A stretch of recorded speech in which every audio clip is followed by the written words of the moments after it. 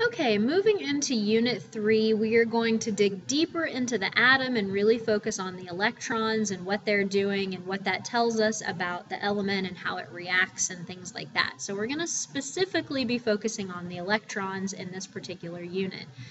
Now, when we ended the last unit, we ended with Rutherford having discovered the nucleus, but scientists at that time, they didn't really know what the electrons were doing. They knew they were there, but they didn't know how they were arranged, and they didn't understand why, if the electrons are negative and the protons are positive, why the electrons weren't just pulled into the nucleus. And that's kind of where we are. So we're moving forward from that point in history. Now, to do that, we need to focus on light, because electrons and light have a lot of things in common, and so we need to describe a few terms. Visible light that we can see is called, it is a type of electromagnetic radiation, and there are lots of different types of electromagnetic radiation, but we're going to focus mostly on the visible light. Now, when you're talking about radiation, light exhibits wave-like behavior, meaning it moves like a wave. And just like waves in the water, there is a wavelength, meaning the distance from the crest of one wave to the crest of the other. We use this little Greek symbol right here to represent wavelength. The frequency is how often the waves pass a given point per second. This is also a Greek letter. I know it looks kind of like a V, but it is the Greek letter nu. And then the amplitude is how high the wave is. So we're going to think about light as acting like a wave, having a wavelength and a frequency. Okay, so let's say we have a wave that has a low frequency. What does that mean about the wavelength? That means it's really long. There are fewer waves per second. If we have a high frequency, that means there's a short wavelength.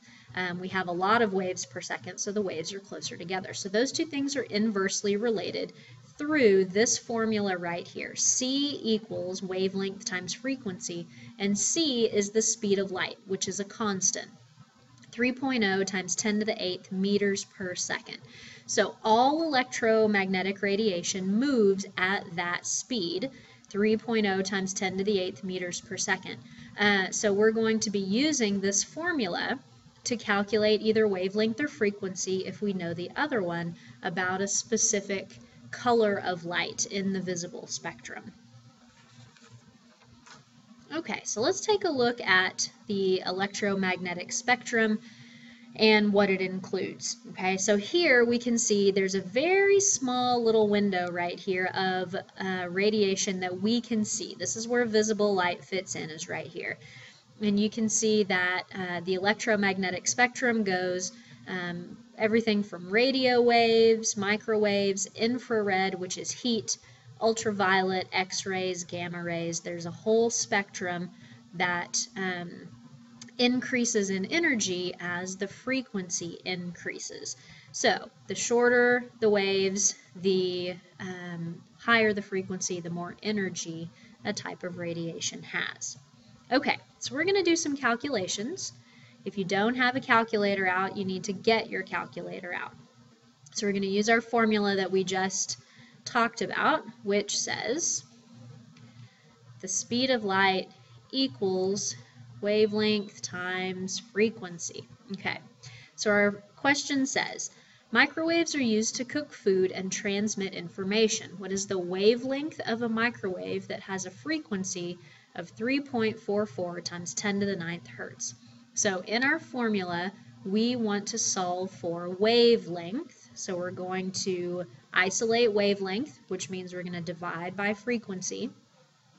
So wavelength equals the speed of light divided by the frequency. Okay, now we know that the speed of light is a constant, 3.00 times 10 to the 8th meters per second. We're going to divide by the frequency that's given, 3.44 times 10 to the 9th hertz. Now, hertz are units that mean the same thing as 1/seconds. So when we have seconds here, our seconds are going to cancel, and our units that are left will end up being meters. So when we divide those two numbers, we're going to get 8.72 times 10 to the -2 meters. Okay, I want to show you how to put those numbers into your calculator. Some of you might not be familiar with how to use scientific notation with your scientific calculator. So let me pull up the calculator and I'll show you what we're going to do here. Okay, so when you are putting a number into your calculator, you're going to use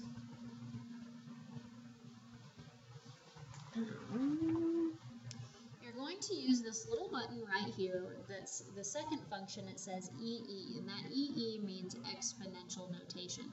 So if we want to type in the speed of light, we would type in 3.00 second EE, and then the exponent is 8. So the E means times 10 to the.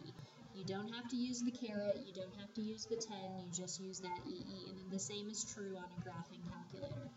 And then divided by 3.44 EE, and our exponent there was 9, and our answer is 0.0872, which is 8.72 times 10 to the -2nd. Okay, so back to our notes. And if you have a question about how to use your calculator, if you're not sure, come see me. We're going to be using that exponential notation button, the EE button, a lot.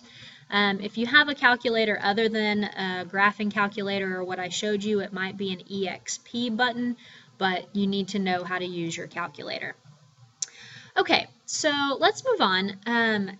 Basically, the wave model of light, meaning that light acts like a wave, doesn't explain all of its characteristics.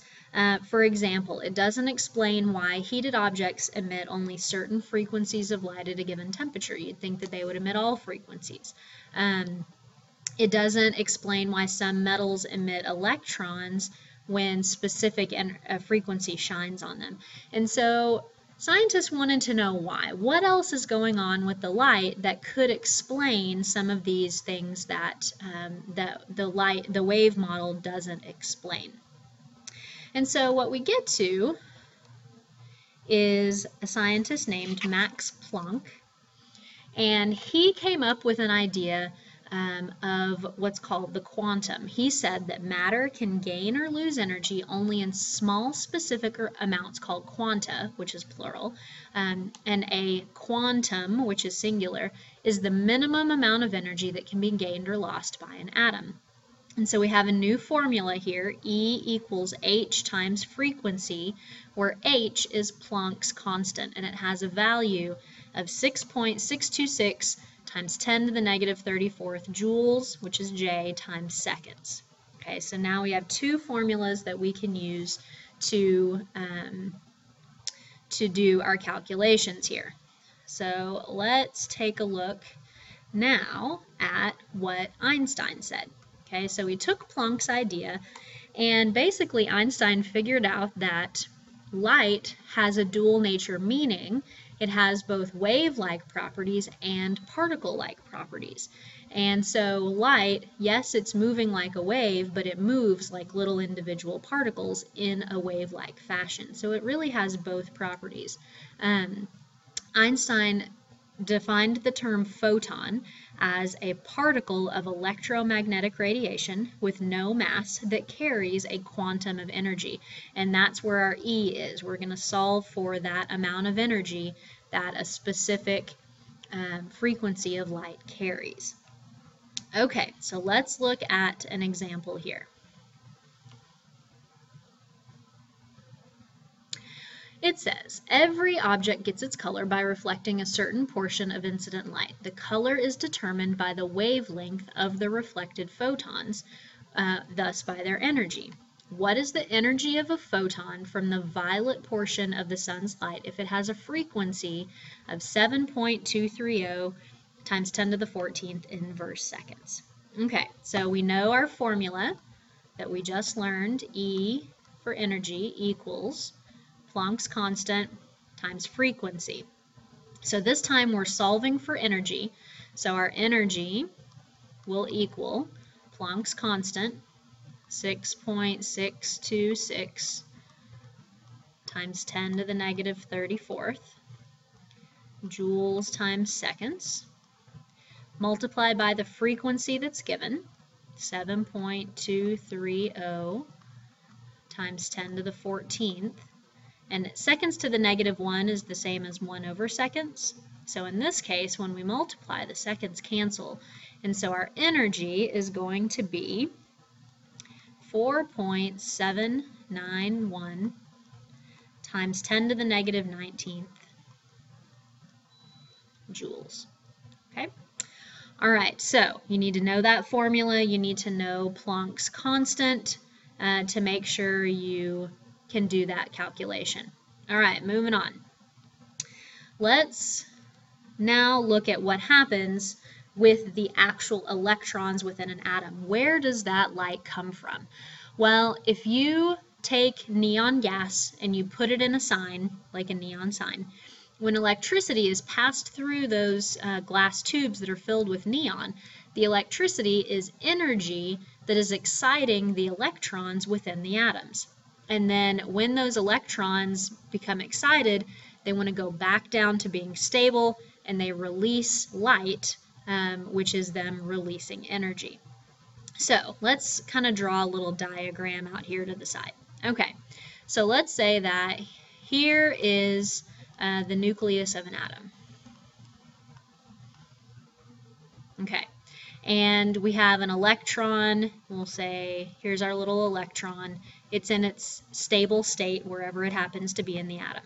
Okay, if we give it a quantum of energy, we're going to make that electron excited, and it's going to jump up to another level within the atom.